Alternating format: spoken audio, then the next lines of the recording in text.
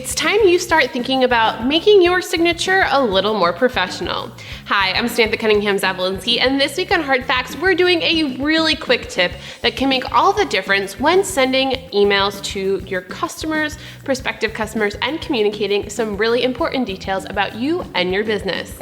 Let's talk about one tool that you can implement that is going to help you have a more professional appearance in your email signature while ensuring you get to put in a little bit of extra information about how people can connect with you, find you, and discover more about your business. The tool I'm talking about is Wisestamp. Wisestamp is a great resource to make sure your email signature is a lot more than just that basic information it likely is today.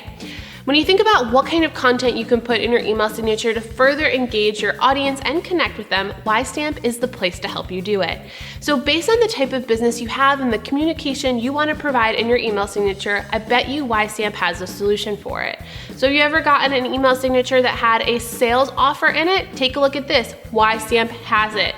Or maybe you're a photographer and want to have your recent Instagram photos at the end of your email signature to show and highlight your best work.